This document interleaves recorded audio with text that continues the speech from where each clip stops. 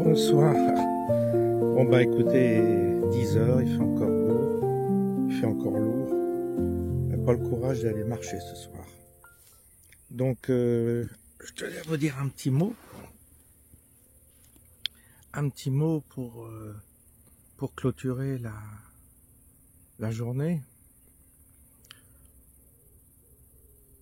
Aujourd'hui j'étais dans un état d'esprit particulier.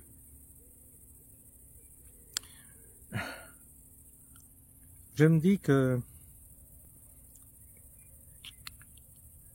je ressens, si vous voulez, un problème profond lié pas seulement à la France, mais certainement à l'Europe. Je pense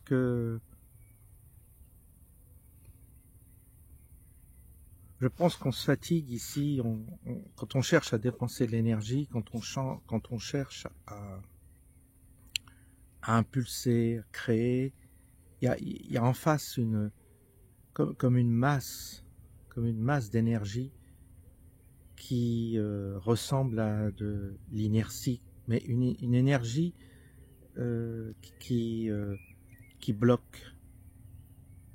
Et ça, je le ressens très très fort. Ça épuise parce que quand vous essayez de faire bouger quelque chose, tout simplement de faire bouger quelque chose, ou de résoudre un problème matériel, t'as vraiment en face un truc très lourd. Ça, oh là, une grosse bête là qui vient de passer. Et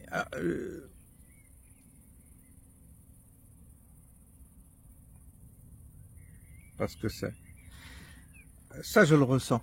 Je le ressens et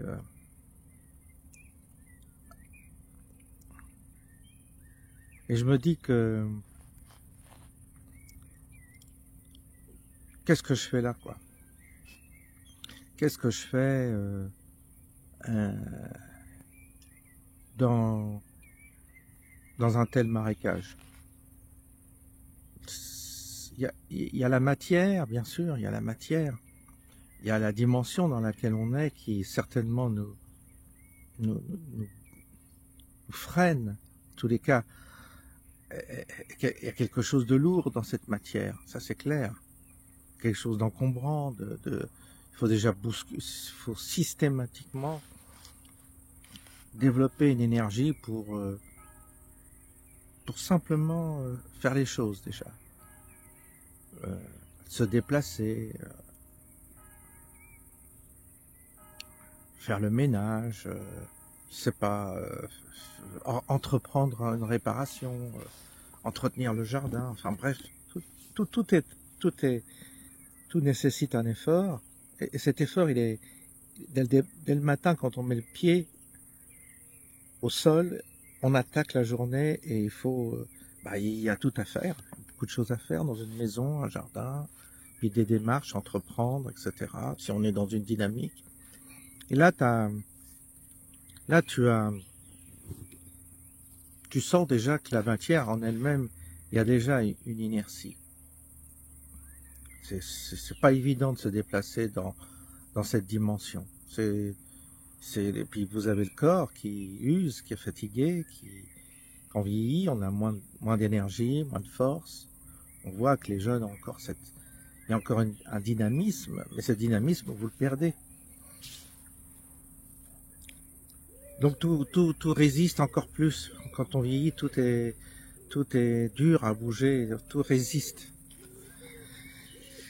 C'est assez pénible. Mais, je pense que la terre sur laquelle nous sommes et n'aide pas non plus. Je pense que ça n'aide pas. Je pense que il y a une histoire là qui est telle que une vibration est basse, la lourdeur du climat, mais je parle pas du climat météorologique, mais je parle du climat vibratoire, bah il est lourd, il est lourd. Les vibrations sont lourdes, basses, et donc ça amplifie déjà que dans cette dimension on est déjà bloqué par notre corps, par notre potentiel, on est limité par notre corps, je dirais, et que déjà il faut se remuer, il faut développer une énergie, mais alors en plus t'as une inertie du contexte. Et ça, je suis en train de réaliser à quel point je suis réaliser à quel point c'est presque sans espoir. En tous les cas, je parle pour la France et aussi pour l'Europe. Peut-être pas pour l'Europe, mais pour la France en tout cas. Mais je pense que l'Europe est concernée.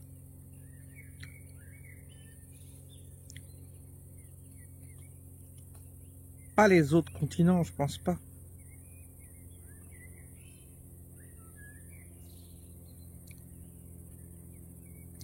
Et donc vraiment, moi je me pose la question, hein, je me pose vraiment la question à savoir si je vais rester en France, hein, si je vais pas faire le grand saut. Je me pose vraiment la question. Parce qu'ici, il n'y a rien à faire. Je crois qu'il n'y a rien à faire. Il n'y a rien à faire, je pense, avec les Français. Ils sont déjà morts. Ils sont déjà remplacés, d'ailleurs. On le voit partout.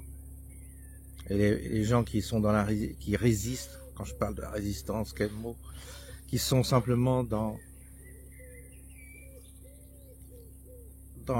l'alternative, dans une autre alternative, ils sont âgés, hein. Donc ils vieillissent, ils sont malades, ont des problèmes pour se déplacer. Donc tu peux rien faire avec des gens de plus de 80 ans. Et les jeunes sont pas là, il n'y a pas de jeunes. Très peu. Ils sont dans le divertissement et puis ils ont pas pris, ils sont déconnectés ils sont déconnectés quand je dis les jeunes, je généralise, mais je parle de la majorité, hein. Il y a toujours quelques-uns qui sentent les choses, qui sont branchés, mais ces jeunes-là, ils veulent pas rester en France non plus. Ils sentent que c'est pas possible. Donc en fait, les peu de jeunes qui se sentent pleins d'énergie pour faire des choses, réaliser, avancer, et puis vivre intérieurement quelque chose, ils s'en vont. Ils restent pas en France parce que ici, tout est en train de te tirer vers le bas, systématiquement. Il y a même les gens qu'on fréquente, même les gens autour, en général, te tirent vers le bas. Il n'y a pas cette puissance, cette force qui te... Et puis la psychose aussi, la psychose entretenue, hein, la pandémie, les guerres, l'effondrement, il y a eu l'écologie, il y a eu la psychose de l'effondrement qui a beaucoup joué aussi sur les esprits, les mentalités, et chez les jeunes également. Donc, ils savent qu'en arrière-plan, il y a un éventuel effondrement, donc ça n'aide pas non plus. Ça n'aide pas. Donc, beaucoup de gens pensent à l'effondrement, quels que soient d'ailleurs, quels que soient les partis politiques, tout le monde sent l'épée Damoclès. Et ça, cet effondrement, il contribue à cette ambiance très lourde, très pesante, d'attente. On attend, c'est comme si on attendait un dénouement. Et ce dénouement, moi, ça fait 40 ans que je l'attends. 40 ans. Et il vient pas. C'est toujours un peu plus bas, un peu plus médiocre, un peu plus sale, mais il vient pas. Ça descend, ça descend, ça descend, mais ça vient pas. La guerre, elle vient pas. La guerre civile, on en parle depuis des années, ça vient pas non plus. En fait, on se dit, bah une fois, il faut que ça pète une bonne fois, puis après on repart. C'est ce que pensent beaucoup de gens. Ils se disent, bah, il faut que ça pète un bon coup, puis après, ça y est, on repart. Mais ça pète pas. Ça languit. C'est une lente agonie. Et cette lente agonie a quelque chose d'extrêmement pénible à vivre. Parce que ça rétrécit le champ d'action, ça rétrécit les projets, les potentiels, et chacun est là dans sa petite bulle à attendre tranquillement que les choses aillent plus mal pour le voisin. On se dit, ma foi, tant que c'est le voisin qui va plus mal et que c'est pas moi, c'est comme ça que les gens raisonnent. Tant que j'ai mon travail, bon, si c'est le voisin qui perd le sien, moi je l'ai toujours. Tant que j'ai ma maison, l'autre il a perdu sa maison, mais moi j'ai toujours ma maison. Vous voyez, c'est un peu comme ça que ça pense, que ça réfléchit. Et aussitôt que dans cette ambiance délétère, dans cette ambiance moribonde, dans cette ambiance très très particulière, ceux qui prennent des initiatives bah, sont mal vus parce que ça dérange énormément. Ça dérange. Au lieu de créer, si vous voulez, une émulation, c'est tout le contraire. Ça crée une forme de blocage. Et que ce blocage, il est psychologique, mais on peut le ressentir. Et ça, je le vois. Et donc,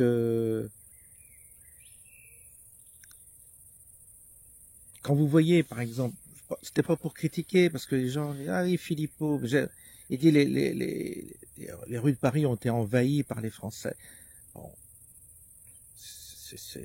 il y avait des gens qui sont venus à sa manif, mais tu dis pas envahis, donc ça a un côté grotesque, mais peu importe. Mais même vous regardez ces manifs à Philippot, elles ne gonflent pas. Alors, admettons qu'il se démène et qu'il est honnête et qu'il est parfait, que voilà, que son combat est absolument utile et tout ça. Mais regardez, les foules ne se déplacent pas. Il faudrait, parce que si vraiment cette thématique auquel on croit, parce que ce qu'il dit est juste, mais ces thématiques, si elles étaient fédératrices, t'aurais 100 000, 200 000 personnes dans la rue qui viendraient à ces manifs. Alors, ils sont combien? Ils sont 200, 300. Et donc c'est là que tu vois que c'est peine perdue. Donc faire des manifs avec des thématiques aussi importantes et rassembler aussi peu de monde, ça questionne. Évidemment que ça questionne. Et que t'as pas envie, toi, de perdre ton temps à aller manifester avec 300 personnes, clampins, qui sont tous du troisième âge. C'est pas possible. C'est qui habitent Paris, parce que se déplacer de province pour aller à Paris manifester, c'est toute une affaire. Là aussi, c'est un souci maintenant. Ils le savent bien, ils l'ont fait exprès. Mais bon. Et puis toute cette sphère complotiste qui est juste, mais en même temps, à force de dénoncer, qu'on va qu'il va y avoir la monnaie numérique, qu'on va avoir la troisième guerre mondiale, qu'il va y avoir une nouvelle pandémie, qu'on va tous être empoisonnés, tout ça. Je sais, moi aussi je participe à ça, mais je me dis, ça contribue à ce climat défaitiste et à cette espèce d'inertie. C'est pour ça que je réfléchis à tout ça et je me dis que ça pose un problème de toujours soulever les choses qui ne vont pas. Parce que du coup, ça entretient l'inertie. C'est contre-productif d'une certaine manière. Mais que faire? Parce que on voit bien que dénoncer, ça mobilise pas les foules. On voit bien que, par exemple, Jean-Marc Sabatier, son histoire de corruption de la nourriture par l'ARN messager, tous les animaux vont être vaccinés, donc grosso modo, ça veut dire que les effets secondaires vont toucher toute la population. Alors les végétariens disent, ah ben moi je serais pas touché, moi je suis végétarien. Ça aussi, réagir comme ça en disant moi. Tu sais, c'est le français qui croit tout. Il y a toujours le petit malin qui dit, ah, mais moi je serais pas comme les autres, moi, parce que moi je suis plus intelligent, je suis végétarien. Ah, t'es végétarien, mais tu manges des œufs, du lait, enfin bref. Puis toute autre chose sera contaminée, de toute façon. Tu passeras pas au travers. Tu sais, on parle de global, là, on parle pas de. Mais tu sais, toujours celui qui pense qu'il va sortir de son épingle du jeu. Ça aussi, c'est très français, c'est cette mentalité étroite, idiote. Donc, j'aime pas, au lieu de penser aux autres, en disant, ben voilà, oui, c'est triste pour les enfants, tout ça. Ah, ben moi, je suis végétarien, le mec, il a 80 balais, je suis végétarien, j'en ai rien à foutre que les gamins, ils crèvent. Parce que moi, je suis végétarien, donc je passerai à travers. Vous voyez, c'est typique français, ça. Donc, ça me dégoûte aussi, cette mentalité. J'aime pas du tout. Il n'y a pas cette empathie par rapport à la population, par rapport au collectif, par rapport à la souffrance qui peut être générée à cause de ça. Parce que ça génère, la maladie, ça génère énormément de souffrance. Alors bon, on voit bien que ça mobilise pas les foules, et pourtant tout le monde est concerné. Donc est-ce que c'est vraiment utile? Est-ce que c'est vraiment utile de ramer comme je rame pour parler de ces choses? Parce que c'est utile quand tu vois qu'il y a une mobilisation, c'est utile quand tu vois que les gens, ça les intéresse, parce que ça les concerne. Et quand tu vois que ça intéresse à peine, que y a une toute petite proportion de gens qui sont intéressés, mais que la globalité s'en balance, même parmi mes abonnés, hein. Bah, tu te dis, à quoi ça sert? Franchement, à quoi ça sert de te casser le cul? Parce que de toute façon, on ne changera rien, on ne pourra rien faire, étant donné qu'il faudrait une masse de réaction de la population pour que ça change, et que la population allait bien décider elle consent au sacrifice, à se sacrifier, elle le consent, en disant, bah voilà, c'est une fatalité. Et à ce côté, bah ça, c'est la fatalité, de toute façon, on peut rien faire. Donc en fait, tout tourne autour de ces interrogations, et je me dis, bah, je me suis fait piquer, là, de mettre l'anti-moustique. Mais je me dis, à quoi bon? Je me dis, à quoi bon tout ça? En tous les cas, ce soir, je m'interroge, et je m'interroge sur la nécessité de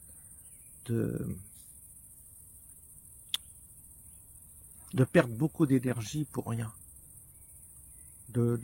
D'essayer de faire et de t'apercevoir que, voilà quoi. Vous voyez, Jean-Marc Sabatier, vous savez, faire venir tout ça, c'est un truc, prise de tête, hein. Il faut trouver l'endroit, il faut organiser le voyage, il faut chiffrer tout ça, puis pas savoir si tu vas être perdant ou gagnant, j'en sais rien.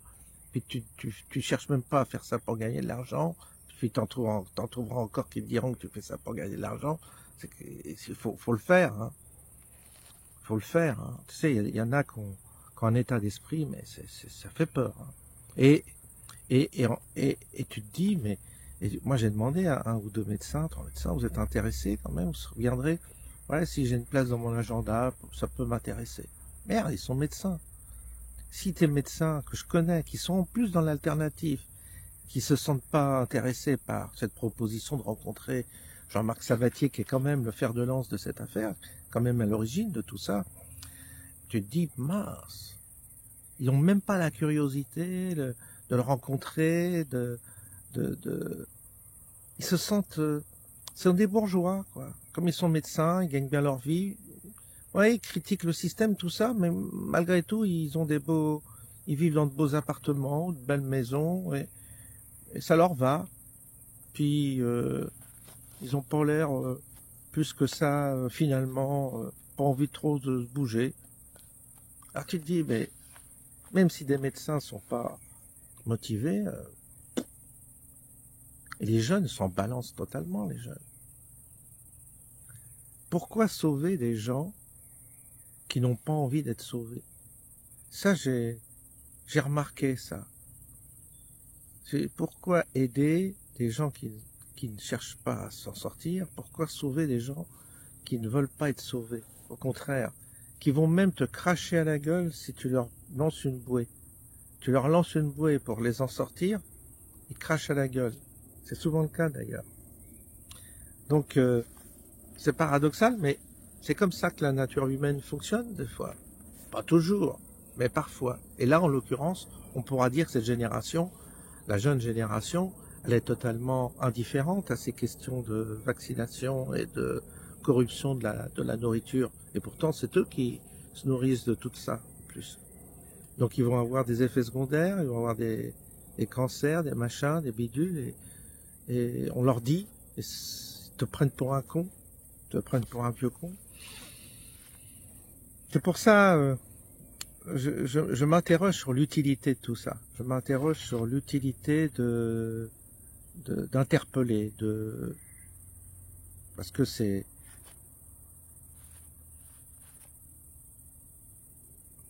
je me demande si c'est nécessaire. Je me demande si c'est vraiment nécessaire. C'est pour ça que je me pose la question. Je vais voir, mais parce que c'est vraiment bloqué. C'est vraiment bloqué là. Il y a quelque chose qui est très très très lourd. Il y a vraiment une chape de plomb sur toute la population, un consentement à tout ce qui est en train de se passer, et il n'y a pas du tout, il n'y a pas le moindre réaction. Et ça bouge pas, ça bouge pas. Ça ne bouge pas. Quand j'ai proposé pour ceux qui étaient dans le secteur de venir le 21, le soir de la fête de la musique, c'était dans un jardin où il n'y avait pas de musique justement, il y avait une ambiance très très bon enfant, et j'ai proposé de venir avec un pique-nique, tout ça. Donc vous voyez, c'est pas, je prends des initiatives pour essayer de recevoir, de proposer. Non, il n'y a personne qui vient, quasiment personne. Donc, qu'est-ce que tu veux faire? J'ai reçu des gens chez moi, mais ça sert à rien, ça sert à rien. Il n'y a pas de suite, il n'y a pas de, ils proposent rien. Ils viennent parce qu'ils ont besoin de te voir, ils sont curieux de voir où t'habites, je sais pas, ils proposent rien. Ils proposent rien. Ah, mais bavarder, oui, ça, oui, mais parler, parle d'eux, parle. Mais le bavardage, c'est pas intéressant, le bavardage. Qu'il faut, à un moment donné, c'est incarner, faire des choses, entreprendre, je sais pas, faire des connaissances, des rencontres, proposer des rencontres, mais rien. Le néant. C'est incroyable le nombre de gens que j'ai pu croiser, rencontrer, et qui ne suscitent pas de, vous voyez, qui n'arrivent pas à te faire rencontrer d'autres gens, qui créent, tu vois qu'il n'y a pas de réseau, qu'il n'y a pas de fait, ça pourrait faire boule de neige. Bah, tiens, je te fais rencontrer, on en rencontre d'autres, on voit on épluche certaines questions, on élabore des projets, on sait rien, moi, mais non. Ah, ça bouge pas, ça parle. Oui, parler, ça parle. Ils vont parler 1 heure, 2 heures, puis voilà, ils sont contents. Puis ils repartent. Puis après, t'as des messages parfois qui durent 1 heure, 2 heures. Ils s'écoutent parler, mais ça donne, il n'y a rien. Il n'y a absolument rien. Donc c'est quand même effrayant. Cette apathie globale, générale.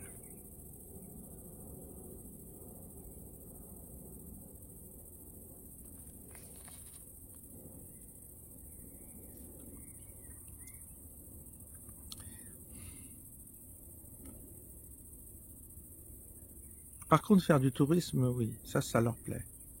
Se balader, faire du tourisme. Voilà. On est des touristes sur Terre. Ils pensent qu'on est venu sur Terre pour faire du tourisme, pour se divertir, il y en a qui pensent ça. On se balade.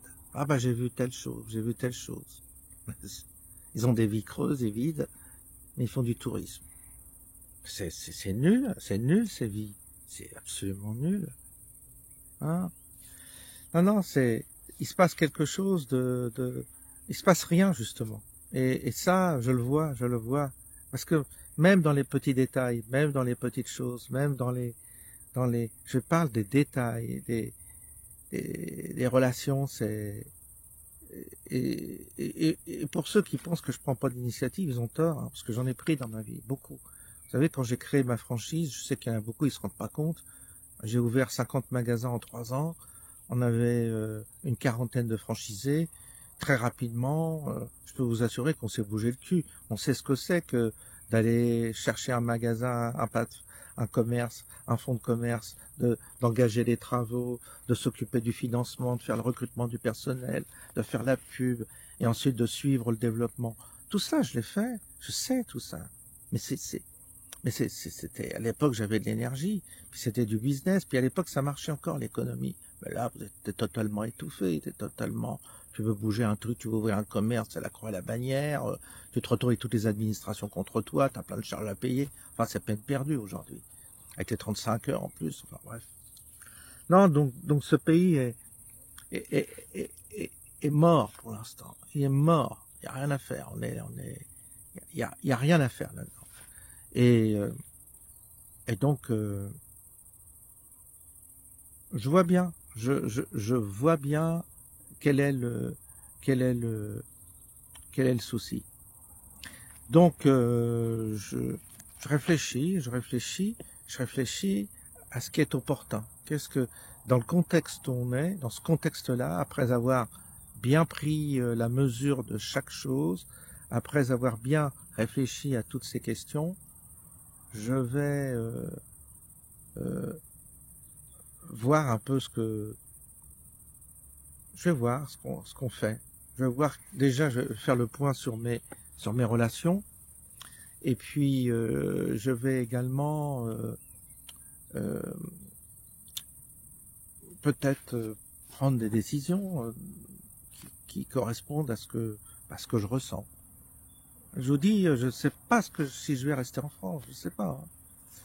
Je me pose vraiment la question, d'autant que j'ai pas de bien immobilier, j'ai vendu là un truc, donc j'ai plus rien là, je suis libre. J'ai rien qui me retient, je suis pas propriétaire, donc je peux quitter ma maison du jour au lendemain, il y a rien qui me retient, absolument rien. Oui, si c'était mon père, mais mon père il se débrouille, maintenant elle est prise en charge, mais moi j'ai rien qui me retient là. Oui, la seule chose qui me retient c'est d'être soigné, parce que j'ai quand même une surveillance concernant la prostate, ça il faut que je fasse gaffe. Donc si ça se trouve là je dois faire un examen, je sais pas où j'en suis. Ça aussi ça sera déterminant, hein, parce que si tu vois que si tu pars en cacahuète, bon bah voilà, tu plies bagage et puis point final. Mais si ça se passe bien, bah tu as un petit peu plus de perspective devant toi. Voilà, ça aussi ça va être c'est toujours important aussi, ces questions de santé. Ça dépend pas enfin ça dépend peut-être de nous. J'allais dire ça dépend pas de nous, oui, peut-être que ça dépend de nous, de notre mental et tout. En tous les cas, la grâce de Dieu, hein. Moi d'une certaine manière, j'ai pas besoin de reconnaissance. Pas besoin. J'ai pas besoin de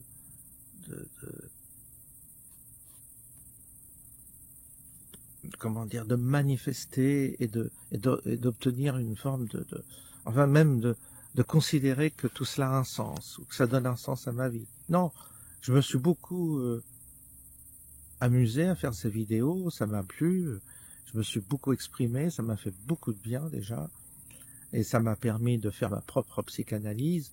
J'ai beaucoup évoqué les questions qui me tiennent à cœur, ma quête spirituelle, ça reste.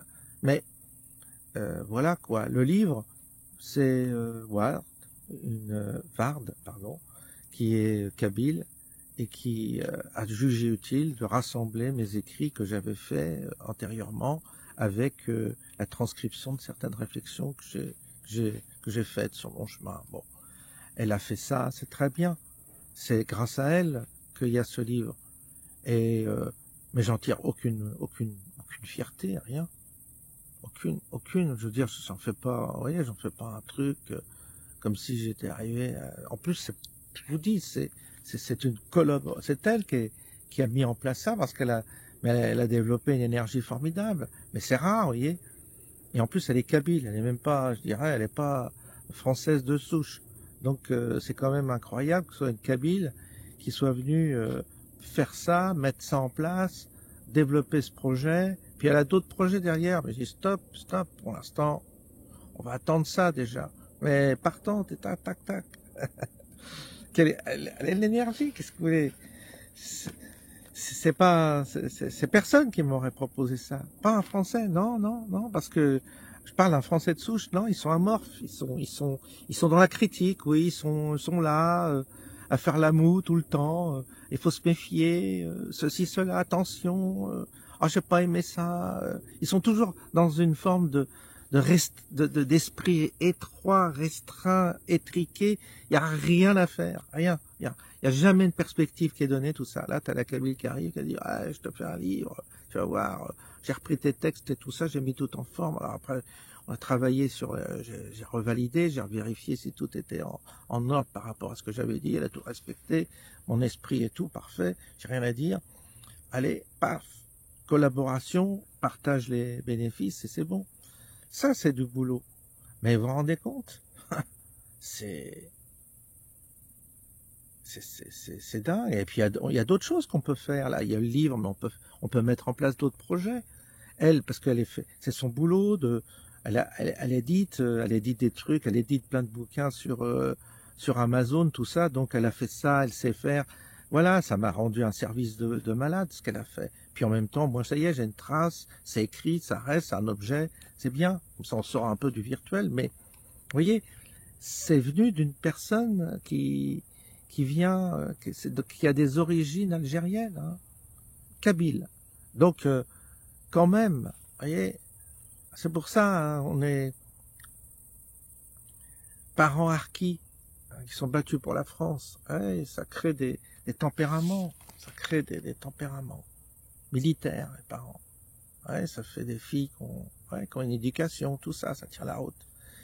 Mais c'est mou le reste, hein. C'est très très mou, très très très mou, très très mou, très très très fatigué. On est dans un monde fatigué peut-être, peut-être pour ça, tout simplement les gens sont fatigués, il n'y a pas d'énergie, il n'y a rien. Et ça, je vois bien qu'il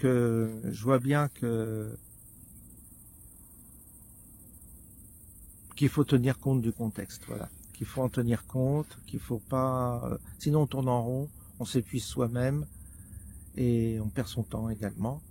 Donc on va tirer tout ça au clair. On va essayer de voir si on donne une nouvelle orientation à cette chaîne. On va voir. Je vais réfléchir à tout ça. Où est-ce qu'on change de secteur, de pays? Est-ce qu'on déménage? On va vivre ailleurs? On se lance? On va attendre déjà les résultats médicaux, déjà, voir où j'en suis. Parce que ça, j'ai un bon neurologue. Là, on m'a bien aidé. C'est des gens qui m'ont bien aidé. Ça, c'est concret aussi. Ils m'ont accompagné, aidé. Et vraiment, c'était super. Ces personnes qui m'ont trouvé une solution. Parce que tout seul, je savais pas où j'allais. Tellement c'est naze, les hôpitaux et tout ça. Mais c'est la grâce de Dieu aussi, ça m'était apporté comme ça. Des gens qui sont parfaits pour t'accompagner sur le plan médical. Voilà. Ils savent leur métier, ils savent trouver les mots, ils savent te conseiller, ça aide énormément. Quand tu as un examen, ils savent l'interpréter, moi je sais pas, c'est vaut de l'or des personnes comme ça. Donc ça, ils m'ont beaucoup aidé.